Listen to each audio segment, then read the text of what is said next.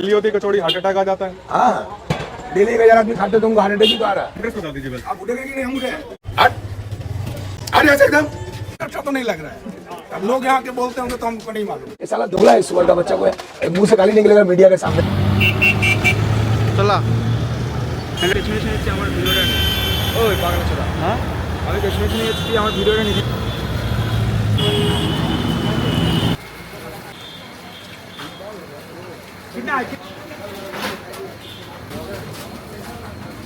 YouTubers आते हैं क्या यहाँ पे? यही तो सामने अभी खड़े हैं। কে হন আপনি আঙ্কেলের কে হন? भाई ভাই ছোটা ভাই अंकल कहाँ गया? बाहर गया बाहर गया। कब आएगा? सैटरडे। सैटरडे।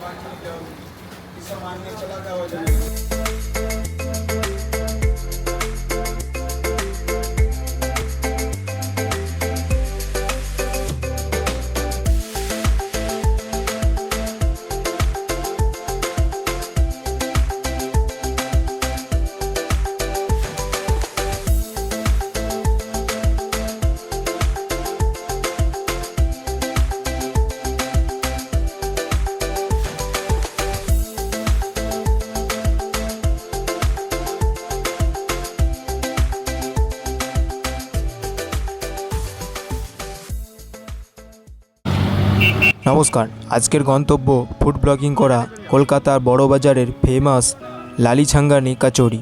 প্রচুর পপুলার এবং আমার গন্তব্য একদমই আমি কিন্তু পায়ে হেঁটে হাওড়া ব্রিজ থেকে একদম পায়ে হেঁটে বড়বাজার অবধি গিয়ে সেখানে লালিছাঙ্গানির কচুরি ফুড ব্লগিংয়ের মাধ্যমে আপনার সামনে প্রেজেন্ট করা। জানি না কী অবস্থা হবে, একদমই ফার্স্ট টাইম ব্রিজের কাছেই দাঁড়িয়ে আছি। প্রচুর মানুষ, প্রচুর গাড়ি যাচ্ছে এবং ওয়েদারটা কিন্তু হাই টেম্পারেচার, একদমই খোলা আকাশের নিচে, একদম খুবই গরম।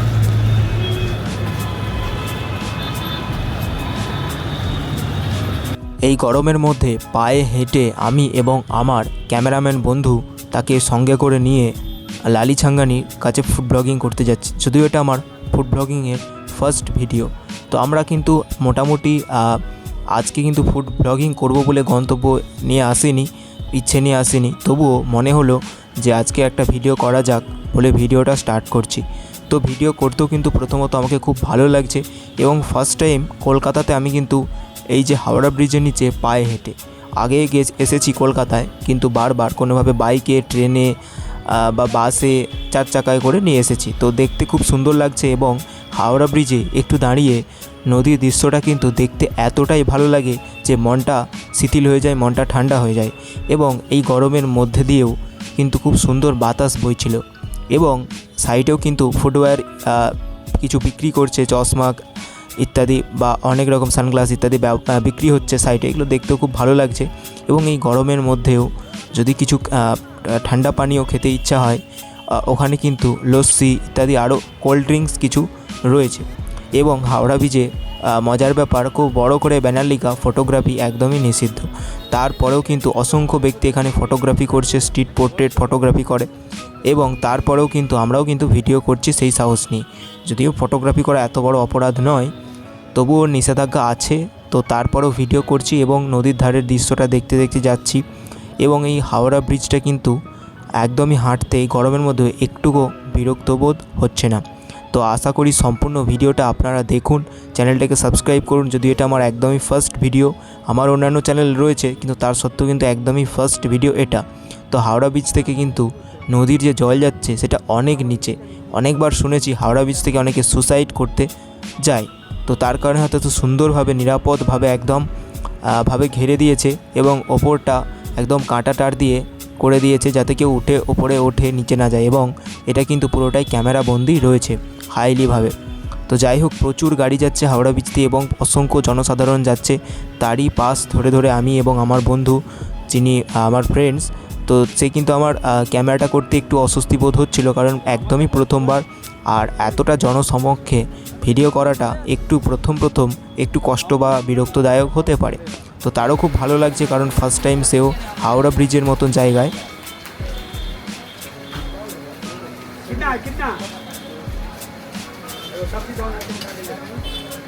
ঘুরতে ঘুরতে চলে এলাম বড়বাজারের সেই পপি লালিছাঙ্গানির কাছে। লালি ছাঙ্গানির কাছে।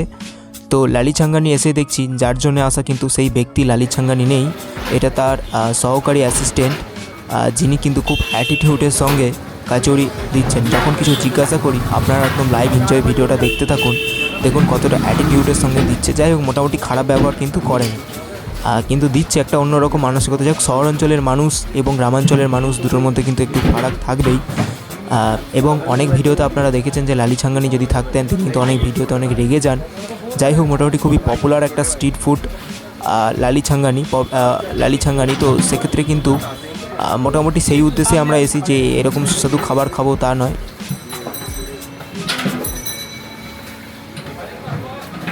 আঙ্কেল কোথায় গেছে?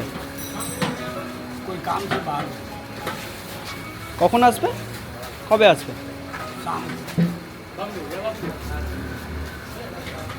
এই সময় থাকেন না আজকেই আজ নেই?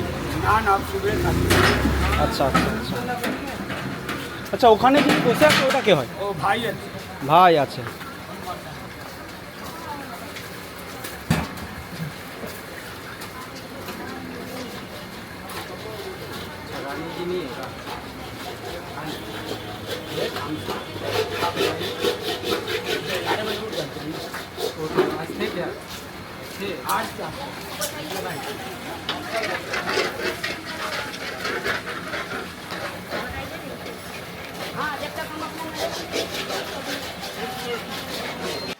লালি ছাঙ্গানির দোকানের কাছের একদম যেতেই দেখা গেল লালি ছাঙ্গানির ওটা ভাই। সহকারীকে জিজ্ঞাসা করে জানতে পারলাম যে লালি ছাঙ্গানির ওই যে দেখতে পাচ্ছেন একটু মোটা করে যে ব্যক্তি বসে আছেন, উনি কিন্তু লালি ছাঙ্গানির নিজস্ব ভাই। এবং যেদিন কিন্তু লালি ছাঙ্গানি থাকেন না সেদিন কিন্তু উনি এখানে টোকেন কাটেন, আর যেদিন লালি ছাঙ্গানি থাকে সেদিন কিন্তু ডাইরেক্ট কিন্তু টাকা পয়সা ওখান থেকেই তিনি নেয়। তো এখানে আরও অন্যান্য মিষ্টি সন্দেশ ইত্যাদি রয়েছে। যাই হোক, এগুলোর ব্যাপারে অত জিজ্ঞাসা করিনি, কিন্তু লালি ছাঙ্গানি কোথায় সেটা জিজ্ঞাসা করছি। তো আপনি সম্পূর্ণ ভিডিওটা দেখতে থাকুন। अच्छा আপনি আঙ্কেলের কে হন? আপনি আঙ্কেলের কে হন? भाई छोटा भाई। अंकल कहाँ गया? बाहर गया। कब आएगा? सैटरडे। এই সময় পাওয়া যায় আঙ্কেলকে? 11টার আগে।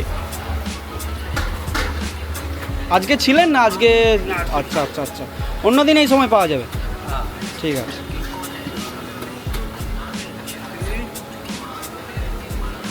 एक दो खोले यहाँ वो भी दे दो। ভিডিও চলছে। यहाँ भी दे दो। আচ্ছা, এখানে কুপনটা যে কাটা হচ্ছে এটা কি আগেই নিয়মটা ছিল না এখন ভিড়ের জন্য? যখন বসে না তখন হয়। তখন হয়, আচ্ছা। আমিও আমার সহকারী ক্যামেরাম্যান বন্ধু দুজনে কিন্তু কচুরি নিয়ে নিয়েছি, তার সাথে একটা জিলেপি পাতলা পাতলা জিলেপির দাম 10 টাকা। রেট কিন্তু অনেক বেশি। তো তার সত্ত্বেও কিন্তু আমি নিয়ে নিয়েছি 4টে কচুরি 40 টাকা এবং একটা জিলেপি 10 টাকা 50 টাকা, এবং আমরা দুজন মিলে নিয়েছি যেহেতু 100 টাকা দাম। তো 100 টাকা হিসেবে তো একদমই সাপেক্ষ নয়। আর স্বাদটা কিন্তু না তো খারাপ না তো ভালো, দুটোর মাঝামাঝি। শুধু ফেমাস একজন পার্সন তার দোকানে আসবো, ভিডিও করবো, এই জন্যই কিন্তু আসা। তো আপনারা যদি আসতে পারেন, মোটামুটি ব্যবহার কিন্তু খারাপ করেনি।